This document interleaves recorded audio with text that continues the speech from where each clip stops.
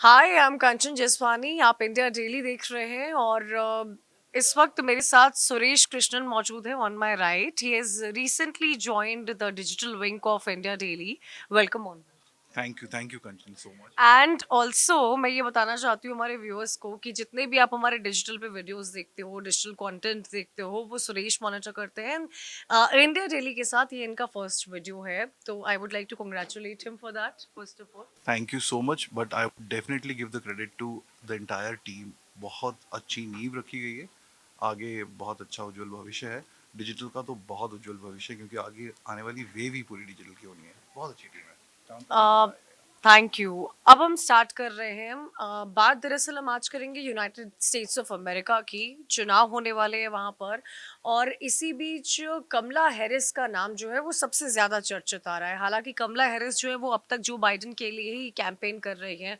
Trump की campaigning आपने देखी है, लेकिन डेमोक्रेटिक ने एक सर्वे करवाया था जिसमें पार्टी के विद इन भी लोगों का ये मानना है कि अगर ट्रम्प के सामने कमला हैरिस प्रेसिडेंट कैंडिडेट होती है तो उसका फायदा उनकी पार्टी को मिलेगा, उनकी सरकार बनने में ये अहम भूमिका निभा सकता है। और इसी पर मैं सुरेश के साथ आज चर्चा करूंगी। पहले तो मैं Suresh, I want to know कि what is your outlook on the elections that we are going to see in America. देखिए, ये हमारे लिए एक एक एक बहुत बड़ा मील का पत्थर साबित हो सकता है, खासकर हिंदुस्तान के लिए।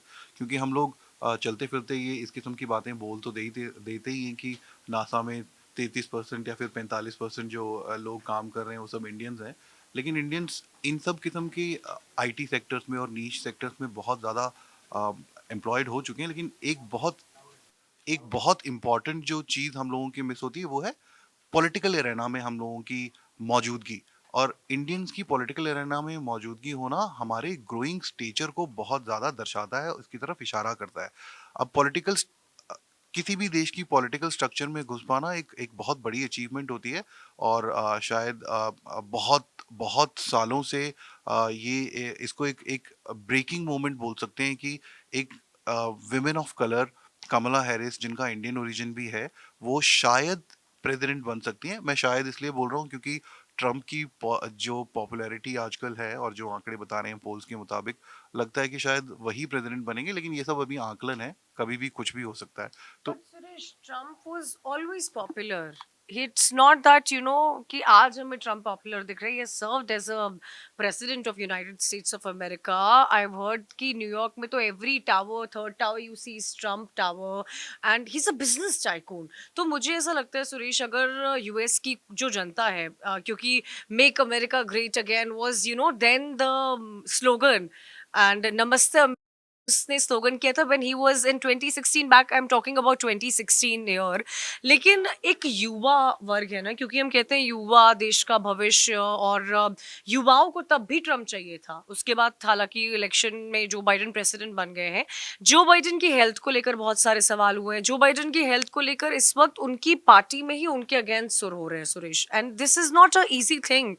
आई मीन, वो हालांकि ये मानते हैं कि उनकी पार्टी में सबसे स्ट्रॉन्ग कैंडिडेट आज भी वही हैं। 81 साल की उनकी उम्र हो गई है। अच्छा खासा पॉलिटिकल एक्सपीरियंस उनको रहा है। लेकिन do you think Suresh that Donald Trump is he has his own vibe, he has his own charisma, एक उसकी कनेक्टिविटी है, बिजनेस को लेकर उसकी पहचान है, डिफेंस को लेकर उसका एक अपना सोच है। America first, yes, this was also a slogan that he gave back in या तो देखिए, ट्रम्प की पॉपुलैरिटी के बहुत सारे कारण हो सकते हैं क्योंकि एक बहुत लंबे टाइम तक जब पॉलिटिक्स बोरिंग डर्रे पे चल रही होती है तो कुछ ना कुछ बदलाव आता है। और माना जाता है कि हर 5 साल में जनरेशन चेंज होती है और वो कुछ ना कुछ किसी ना किसी किस्म का बदलाव लाना चाहते हैं।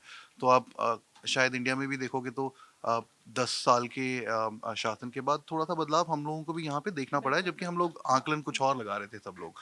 तो अमेरिका में भी कुछ इस तरह का चल निकला है कि बुश और क्लिंटन साहब, उसके बाद ओबामा साहब, एक एक बहुत लंबा दौर ऐसा रहा जहाँ पे अमेरिका बहुत, मैं कहूँगा कि बुश और क्लिंटन साहब को तो नहीं, कम से कम ओबामा के आने के बाद वो लोग बहुत डिफेंसिव पे चले गए थे। अब वहाँ की पॉपुलेशन जो है वो एक 1970s का दौर आया था जब वियतनाम वॉर को लेके एक पब्लिक आउटरीच वहाँ पे चला था। तो अ, जो इंटरनेट का स्प्रेड हो गया उसने डेमोक्रेसी लोगों के उंगली से अब हाथ में ले आई है। डेमोक्रेसी लोगों के Yes. हाथों में आ चुकी है। सिर्फ बटन के क्लिक पे आप डेमोक्रेसी के सवालों और जवाबों के छानबीन कर लेते हैं या फिर अपनी अपनी राय रख सकते हैं। तो अमेरिका में भी एक इस किस्म का मैं कहूँगा कि बदलाव आना शुरू हो गया है, क्योंकि ये जो जनरेशन है, कहा जाता है कि अमेरिका की करंट जनरेशन शायद लीस्ट एजुकेटेड और लीस्ट अवेयर जनरेशन है। तो Least interested. Least interested in politics also, ये भी कह सकते हैं। और सीरीज ऑफ पास्ट डेकेड्स में जो उनकी इकोनॉमिक सिचुएशन रही है, स्पेशली 2008 के लेमन ब्रदर्स क्रैश के बाद, वहाँ पे इकोनॉमिक डिस्पैरिटी का बढ़ता हुआ आंकलन देखा गया है कि इनमें गैप जो है वो बहुत ज़्यादा बढ़ रहा है। तो आज की जनरेशन जो उनको चूज़ कर रही है, जो यंग जनरेशन चूज़ कर रही है, मैं उनकी सोच और समझ पे थोड़ा सा शक ज़रूर रखता हूँ कि शायद उनकी सोच समझ थोड़ी सी ना समझ वाली, उस वाली कैटेगरी में जा रही है। तो वो अब Could be that that's your own opinion, या सुरेश. बट आपको क्या लगता है, अगर अगर कमला हैरिस को उनकी पार्टी से अ, उम्मीदवार बनाया जाता है, तो आपको क्या लगता है, लाइक अगर मैं उनकी पर्सनालिटी की बात करूँ ना, तो she seems very confident lady, like you said, women of color, and a lady to represent the highest, I mean economic highest office, economic level पे यूएस से ऊपर कौन, पॉलिसीज में यूएस से ऊपर कौन. We all look forward to US. कहते हैं यूएस का वीजा लगना भी डिफिकल्ट होता है. अगर आपके पासपोर्ट पे यूएस का वीजा लग गया, तो आप कहीं भी ट्रैवल कर, ऐसा है क्या सुरेश, है ना, कहीं भी आप ट्रैवल कर या सकते हैं, ऐसी कंट्री है वो. At least top 10 most powerful passports में अमेरिका का पासपोर्ट गिना जाता Imagine. है। टॉप में मेरे ख्याल से अब जापान है। Japan is the most powerful country. अगर आपके पास उनका पासपोर्ट है तो आप सबसे ज़्यादा कंट्रीज में ट्रैवल कर सकते हैं। ये एक बड़ी इंटरेस्टिंग से आपने बात पूछी कि क्या पॉसिबिलिटी है कमला हैरिस की उस सीट पे पहुंचने की। अब देखिए, हम लोग यहाँ पे बैठ के इस किस्म का सोच तो सकते हैं, लेकिन जनता की जो सोच और समझ है वो शायद कोई भी नहीं पकड़ पाया, चाहे कितने भी सेफोलॉजिस्ट रहे कहीं हों, भी कहीं भी। वर्ल्ड में हम कहीं. लोगों ने तो शायद 2 से 3 बार ऐसे मौके हमारे देश में देखे हैं कि बहुत नामी-गिरामी न्यूज़ चैनल को अपनी शर्मिंदगी उठानी पड़ी है और शायद पब्लिकली उन लोगों को माफ़ी भी माँगनी अपोलोजाइज पड़ी भी है। किया, ये यस. तक भी हुआ है। तो अमेरिका में भी इस वक़्त जिनको पीपल ऑफ कलर बोलते हैं, उनकी किस तरफ उनका रुख किस तरफ है, वो लोग कितने ज़्यादा इकोनॉमिकली परेशान हैं, एक ये फैक्टर बहुत ज़्यादा मैटर करेगा। और दूसरा जो मैटर बहुत ज़्यादा इम्पोर्टेंट है वो है अनएम्प्लॉयमेंट का। हालाँकि लोगों ने सोचा था कि इकोनॉमिक क्रैश होने वाला है, वहाँ पे रिसेशन आने वाला है, बहुत लंबे टाइम से जो अमेरिका में रिसेशन नहीं आया है, उससे भी बुरा कोविड के बाद रिसेशन आने वाला है, लेकिन ऐसा कुछ हुआ नहीं। तो Biden has performed very well when it comes to inflation and economy. Unemployment rate आज के टाइम पे अमेरिका में सबसे I कम think है। what went against a setback for him is कि he's not the internet sensation जो लोगों absolutely लोग राइट। ढूंढते हैं. जैसा Trump is an internet. See the thing that recently happened. It happened, not that it did create headlines. Suresh, you saw it, we picked it up, every other channel. It created an international headline. So that's Donald Trump. तो You see, मैं क्या आप ऐसा Biden के साथ सोच सकते हो कि हाँ, वो ऐसी कोई ओपिनियन दे देगा या उनका कोई ऐसा बयान, आप नहीं सोच सकते हो. देखो, मेरा इस मामले में मेरा जो मानना है वो ऐसा है कि ट्रम्प के सामने ना बहुत सारे हर्डल्स हैं। लीगल हर्डल्स हैं, उन्होंने हश मनी पे किया है अपने केसेस को बंद कराने के लिए। और इस किस्म के बहुत सारे उनके लीगल हर्डल थे, लेकिन बावजूद उसके वो जो हैं इन सबको पार करते हुए उनकी पॉपुलैरिटी इतनी ज़्यादा है, उनका जो सपोर्टिंग सेगमेंट है वो इतना जिसको बोलते हैं कि बस आंख बंद करके उन पे विश्वास करने वाले, वो जो एक तबका है वो बहुत बड़ा तबका है अमेरिका में। तो वो लोग उनको वोट करेगा और वो जीतेंगे भी, ये भी उनको कॉन्फिडेंट है। लेकिन सबसे बड़ी जो चीज़ हम लोग शायद आंकलनों में मिस कर रहे हैं कि अमेरिका या फिर हिंदुस्तान, इलेक्शन चलता है पैसे पे, और वहाँ का पैसा आज कौन कंट्रोल कर रहा है, वो है Indian American population. They are one of the wealthiest population. उनकी एजुकेशन लेवल, उनकी एम्प्लॉयमेंट लेवल्स, उनके अर्न करने की capacity, I mean Satya Nadella's और ये सब तो प्राइम एग्जाम्पल हैं ही है मेरे ख्याल की। सबसे ज़्यादा वैल्यूड जो आज प्लानट अर्थ पे इकोनॉमीज हैं वो इनके पास हैं। तो Kamala Harris could be a game changer, could be a trump card for Democrat. Trump ने ऑलरेडी लीड ले ली है, लेकिन उसके बावजूद अगर Kamala Harris comes into the play and she emphatically says that yes I will stand for the election if Joe Biden hands over the reins to her, only then. अगर वो करते हैं, अभी तो ये भी तय नहीं कि वो वैसे अपने पाँव खींच रहे हैं कि नहीं खींच रहे हैं, ये भी देखना यही पड़ेगा। यही सुरेश, मुझे लगता है यही सत्ता का मोह होता है, क्योंकि कुर्सी का मोह होता है, जैसे हम इंडिया में कहते हैं कुर्सी का खेल, कुर्सी का मोह होता है। ये भी मैं अपने व्यूअर्स को जानकारी देना चाहूंगी कि डोनाल्ड ट्रम्प ने पहले भी बोला था कि Kamala Harris could be the president and if she becomes the president. हम यहाँ पे इस वक्त एनालिसिस कर रहे हैं उन तमाम सिनेरियोज का जो यूएस में हो सकता है। अच्छा सुरेश, क्योंकि let me tell you something about Suresh, that he's born in Jammu and Kashmir, did his schooling there, I did my schooling then there. engineering in Bangalore, job overseas somewhere in Bangalore, तो versatile. तो इन सब के बीच में जब मेरी of the record Suresh से बात हो रही थी, तो ये कह रहे थे कि अगर कमला हैरिस वहाँ पे बन जाती है प्रेसिडेंट तो इंडिया के लिए बहुत अच्छा होगा। इमेजिन कि कोई इंडियन बैकग्राउंड का person will be the the first highest office holder in America. I understand your emotions Suresh, a lot of people like you have the same emotions, but in between that मैं ये भी जानना चाहती हूँ, क्या आपको लगता है कि डोनाल्ड ट्रम्प, उनका अपना एक करिश्मा है, बिजनेस की उनको बहुत समझ है, बहुत ज़्यादा बिजनेस माइंडेड पर्सन है, और डोनाल्ड ट्रम्प, उनकी रिपब्लिकन पार्टी ने भी कमला हैरिस को लेकर ना, ऐसे कुछ मैं रिपोर्ट्स पढ़ रही थी, उसमें लिखा था कि कमला हैरिस को लेकर उन्होंने डॉक्यूमेंट्रीज बनाई हैं, उन्होंने वीडियोस बनाए हैं कि अगर कमला हैरिस को कैंडिडेट घोषित किया जाता है तो ये फिल्में चलाएंगे जिन पर उनकी पूरी बायोग्राफी होगी कि उनका बैकग्राउंड क्या है, कब उन्होंने क्या स्टेटमेंट दिए हैं, वो अपने क्षेत्र में कितना रही हैं, वो कितनी बार वहां पर पहुंची, उन्होंने लोगों के भले के लिए क्या कहा है। But on the other hand, about Kamala Harris also, very strong personality, if she becomes the president, she would be the first female president of United States of America. Don't you think, Suresh, की कितनी बड़ी बात होगी? आप क्या, America की राष्ट्रपति ऐसे बोलते हैं लोग, है ना, हिंदी में बोलो अमेरिका ही बोलते हैं, अमेरिका की। अब आप सोचिए, अमेरिका की राष्ट्रपति जो है वो भारतीय मूल की हो, तो ये कितना बड़ा मैसेज जाएगा हम सब के लिए, यू नो द जनरेशन जो सिर्फ ये सपना ही सोचती होंगी। देखो, इंस्पिरेशन किसी को कहीं से भी आ सकती है। अपने घर में आप लोग सबसे ज़्यादा इंस्पायर होते हो, हम लोग हमेशा नाम लेते हैं अपनी मॉम का, अपनी बुआ का या अपनी दादी का नाम लेते हैं। सोच के देखिए कि किसी भी छोटी-सी बच्ची को, वो कहीं पे बैठी है हिंदुस्तान की, और उसको अगर अगर वो कमला हैरिस जो है प्रेज़िडेंट बन जाती हैं, उनकी उनके बाकायदा एक शायद चैप्टर भी आ जाए कभी। तो लड़कियों को इंस्पायर होने के लिए और भी ज़्यादा आइडियल्स मिलने चाहिए।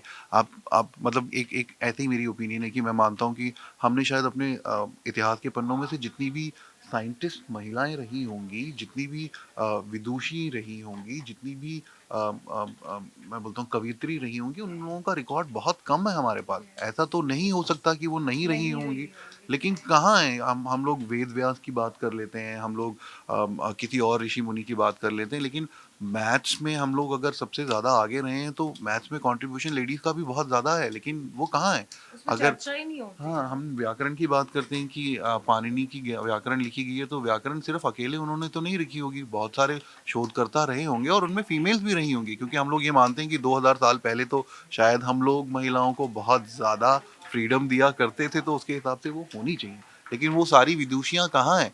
तो उन विदुषियों में एक एक कमला हैरिस का भी नाम जुड़ ही जाएगा, और महिलाओं को इंस्पायर करने के लिए बहुत सारे और मौके मिलेंगे। इस किस्म की पर्सनैलिटीज़ होना बहुत ज़रूरी है। निकल सुरेश, के ज़रूर आना चाहिए। आज आप इंडिया और यूएस के रिश्तों को कैसे देखते हो? और अगर, क्योंकि आप कमला हैरिस को लेकर बहुत भावुक भी हो रहे हैं, अगर वो प्रेसिडेंट बनती है तो आपको क्या लगता है कि इंडिया और यूएस के रिश्ते में और भी क्योंकि मजबूत तो हैं ही हमारे टाइज, क्या वो हमारे फॉरेन रिलेशंस और भी ज़्यादा मजबूत होंगे? इस मामले में मेरा थोड़ा-सा ये मानना है कि अ, हमारी जो डिप्लोमेसी है या फिर हमारी जो इंडियन पॉलिटिक्स है, ये पर्सनैलिटी ड्रिवन कभी भी नहीं रही है। अमेरिका की पॉलिटिक्स हो जाए या फिर जियो स्ट्रैटेजिक इनिशिएटिव मैं बोलूँगा।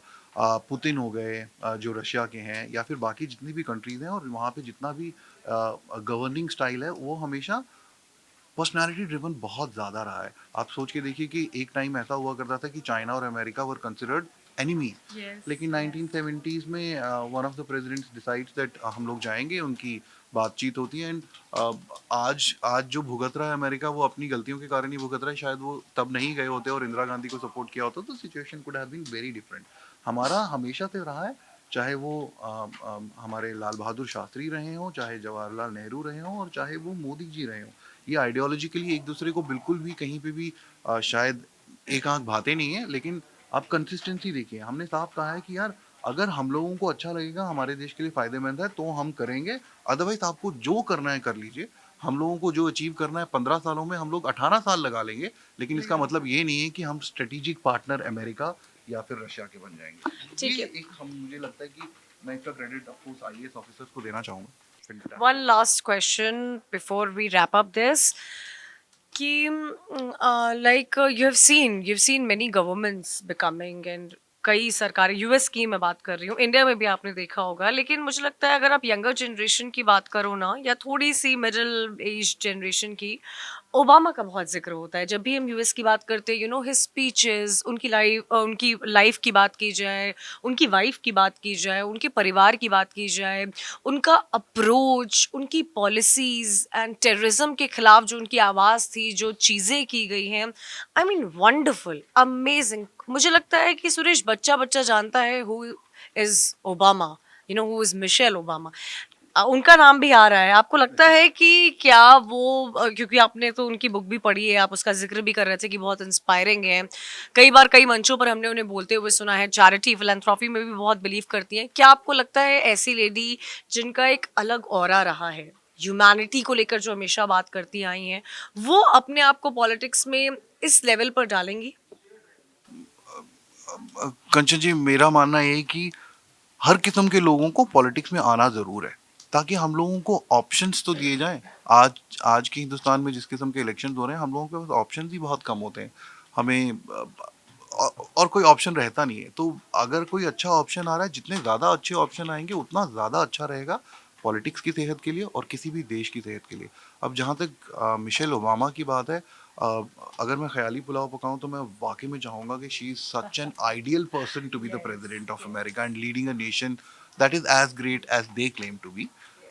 We don't claim them to be as great as they claim themselves to be. We are great, yes.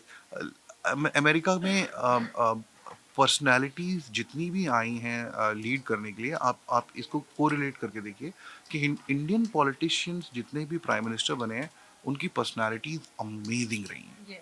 आप अमेरिकन प्रेसिडेंट्स को देखोगे तो आप उनमें कुछ ना कुछ फ्लॉज देखते ही देखते हो। चाहे वो क्लिंटन साहब रहे हों, चाहे बाइडेन साहब हैं, चाहे वो ट्रम्प साहब हैं, उनके बारे में तो कहना ही क्या है, बुश साहब हैं। They are all famous for उनकी ज़बान फिसल जाती है और कुछ ना कुछ ग्रामेटिकली बहुत ज़्यादा एरर्स भी करते थे, बहुत मजाक उड़ाया जाता था। लेकिन आप हिंदुस्तान के प्रधानमंत्रियों को देखोगे, उनके नाम भी लिखोगे तो एक ऑरा आता है। चाहे वो इंदिरा गांधी रही हों, चाहे वो प्राइम मिनिस्टर मोदी रहे हों, चाहे वो नरसिम्हा राव साहब रहे हों, राज शास्त्री साहब हैं, कितनी अमेजिंग पर्सनालिटीज हैं। Manmohan Singh ji, amazing economist. तो ये इस वक्त अमेरिका अमेरिका के पास ना दो पार्टी सिस्टम होने के कारण मुझे लगता है कि पर्सनालिटीज में चॉइसेस के ऑप्शंस बहुत कम रह जाते हैं। हमारे पास बहुत सारे ऑप्शंस हैं।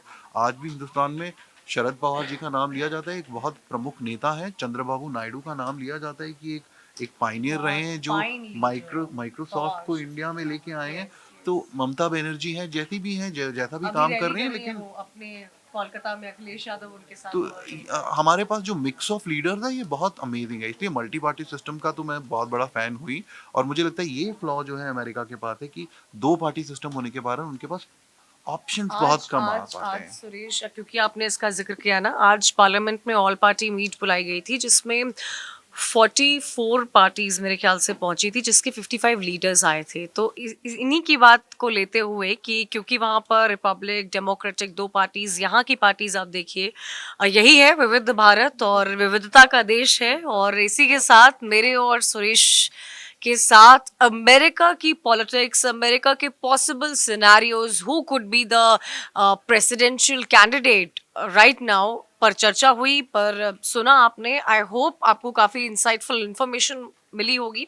तमाम ऐसे वीडियोस के लिए आप देखते रहिए इंडिया डेली लाइव के डिजिटल प्लेटफॉर्म्स। और एक बहुत ज़रूरी काम जो आपको करना है, आप लोग प्लीज़ कमेंट्स में सजेस्ट कीजिए कि आप किसी और टॉपिक के बारे में कोई भी चर्चा या कोई भी इंफॉर्मेशन या किसी भी किस्म का डिटेल्ड एनालिसिस चाहते हो, या प्लीज़ आप अपने कमेंट सेक्शन में छोड़ दीजिए वो इंफॉर्मेशन और वो इंडिकेशन। और लाइक, सब्सक्राइब एंड शेयर एक बहुत ज़रूरी चीज़ है, वरना हम लोग सर्वाइव नहीं कर पाएंगे।